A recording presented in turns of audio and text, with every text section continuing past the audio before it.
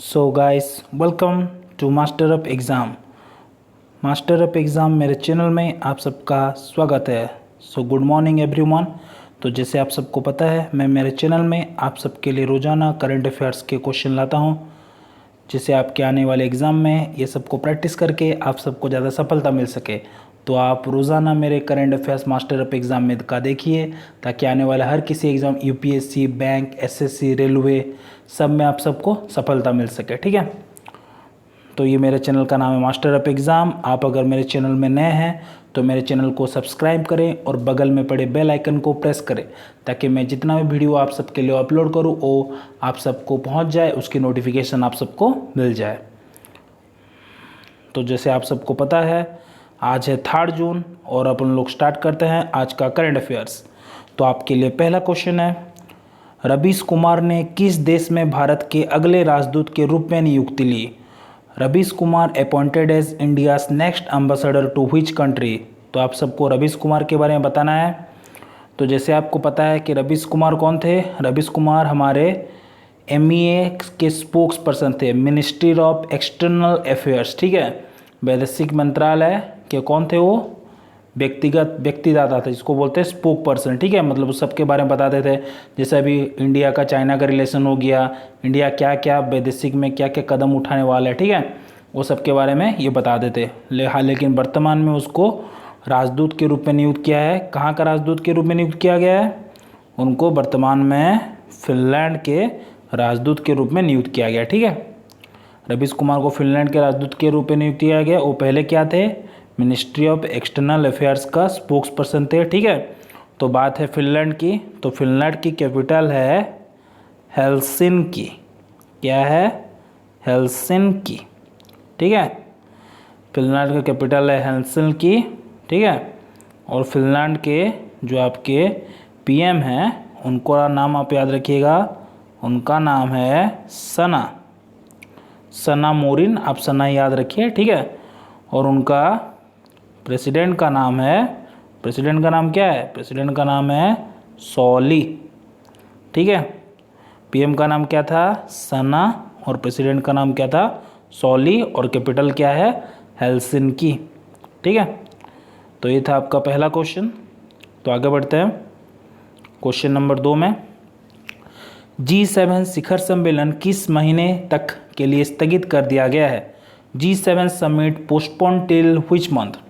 तो आप सबको G7 के बारे में बताना है। जैसे आप सबको पता है G7 एक कम्युनिटी ग्रुप है। किसके किसके समूह का? Canada, France, Germany, Italy, Japan, UK, US, ये सातों कंट्री G7 के मेंबर हैं।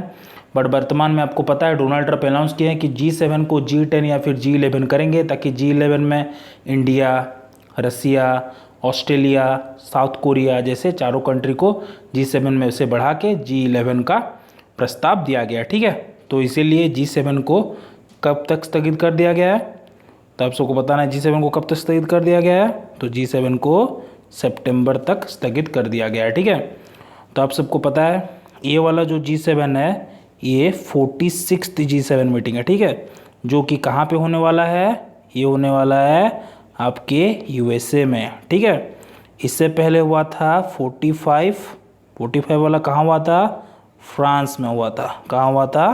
फ्रांस में। ठीक है, फ्रांस में बेरटेज बोल के एक जगह है जहाँ पे G7 का सम्मेलन हुआ था। ठीक है, तो चलिए बात करते हैं नेक्स्ट क्वेश्चन की ओर। तो आपके लिए तीसरा क्वेश्चन है, कौन से 2 पावर एक्सचेंज ने मिलके RTM का शुरुआत किए हैं? ठीक है, which 2 power exchange combinedly commenced RTM? तो आप सबको RTM का मतलब पता होना चाहिए। तो RTM का मतलब क्या है? Real time electricity market. ठीक है, रियल टाइम इलेक्ट्रिसिटी मार्केट।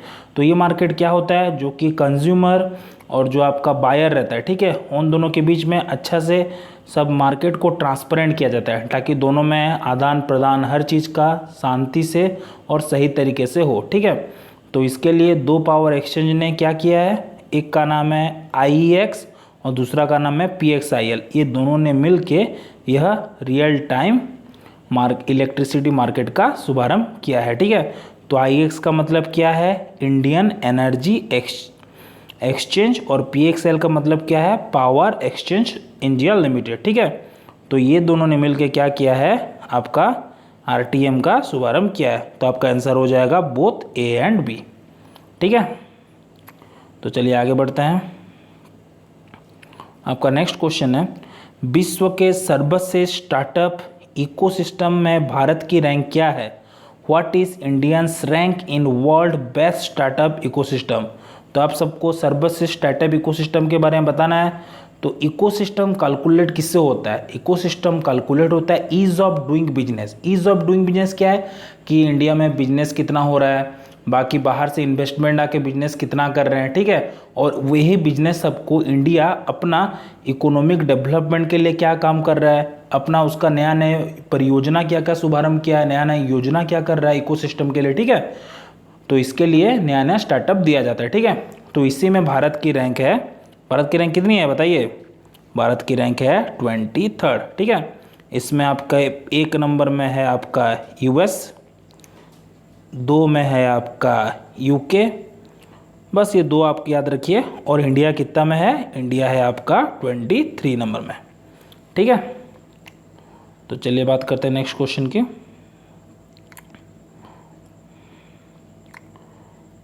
तो आपका नेक्स्ट क्वेश्चन है, एक राष्ट्र एक राशन कार्ड योजना कौन से 3 नए राज्य शामिल हुए हैं? Which 3 new state included in one ration card scheme? तो आप सबको पता है वर्तमान में जो राशन कार्ड का चल रहा है वो राशन कार्ड सबसे कन्वर्ट हो रहा है और हर किसी के लिए वन नेशन एक देश एक राशन कार्ड नाम का पहल शुरुआत किया है। बहुत सारे देश, आंध्र प्रदेश, तेलंगाना, गुजरात, महाराष्ट्र सब इसमें इंक्लूडेड हो गए हैं। और हाल ही में कौन से 3 राज्य ने इंक्लूडेड हुए हैं? तो हाल ही में उड़ीसा, सिक्किम और मिजोरम। कौन कौन से इंक्लूडेड हुए हैं हाल ही में? कौन से इंक्लूड हुए हैं? उड़ीसा, सिक्किम और मिजोरम, ठीक है। ये तीनों वर्तमान में इंक्लूडेड हुए हैं किसमें? One nation one ration card में, ठीक है। ये ये किसके तहत मिलता है? ये PDS के तहत मिलता है, ठीक है, पब्लिक डिस्ट्रीब्यूशन सिस्टम, ठीक है। जैसे कि चावल, गेहूँ, आप सबको पता है जिसका जिसका राशन कार्ड रहेगा, ठीक है। हाल ही में प्रधानमंत्री ने बोला है कि वर्तमान में कोरोना पैंडेमिक में 80 करोड़ जनता को यह राशन कार्ड के तहत सबको राशन मिला है। और अब वर्तमान में यह वन नेशन वन रेशन का लागू होने के बाद हर जनता को एक ही टाइप का राशन मिल सकेगा, हर राज्य इसका लाभ उठा सकेंगे, ठीक है। तो चलिए बात करते हैं नेक्स्ट क्वेश्चन की। तो हमारा नेक्स्ट क्वेश्चन है, ग्लोबल डे ऑफ पेरेंट्स 2020 का वैश्विक दिवस किस दिन मनाया गया? Global day of parents 2020 observe in which day? तो आप सबको पेरेंट्स डे के बारे में बताना है, माता पिता के डे के बारे में, जिसमें भी पेरेंट्स डे का बहुत हार्दिक रहता है। कोई बच्चा अगर स्कूल में पढ़ाई कर रहा है तो उसके पेरेंट्स को पेरेंट्स मीटिंग में बुलाते हैं। पेरेंट्स का भूमिका बहुत ही गुरुत्वपूर्ण रहता है कोई भी स्टूडेंट को आगे बढ़ाने के लिए, ठीक है। तो हाल ही में ग्लोबल डे ऑफ पेरेंट्स कब मनाया गया है? तो यह मनाया गया है आपका, कब मनाया गया है? जून 1 को, ठीक है। तो चलिए आगे बढ़ते हैं। हमारा नेक्स्ट क्वेश्चन है,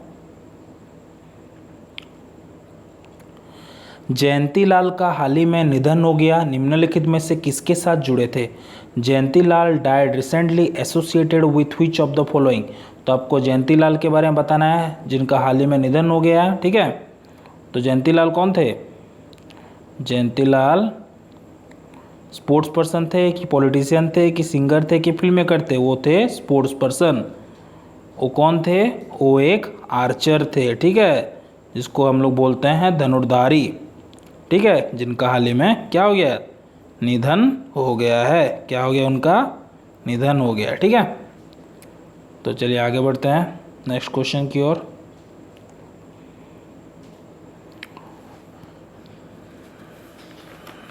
तो आप सबको ये बताना है नेक्स्ट क्वेश्चन, हाल ही में कलकत्ता ट्रस्ट पोर्ट का नाम बदलकर किस पोर्ट रखा गया है? ठीक है, recently Calcutta trust port rename to which port? तो आप सबको पता है कलकत्ता ट्रस्ट पोर्ट का नाम चेंज होने वाला है। यह कलकत्ता ट्रस्ट पोर्ट का नाम चेंज कब होगा?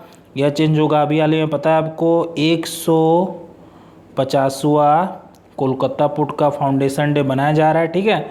और इसी दिन में कलकत्ता पोर्ट ट्रस्ट का नाम चेंज करके क्या हो जा रहा है, श्यामा प्रसाद मुखर्जी पोर्ट। ठीक है, तो इसका आंसर क्या आ जाएगा, श्यामा प्रसाद मुखर्जी।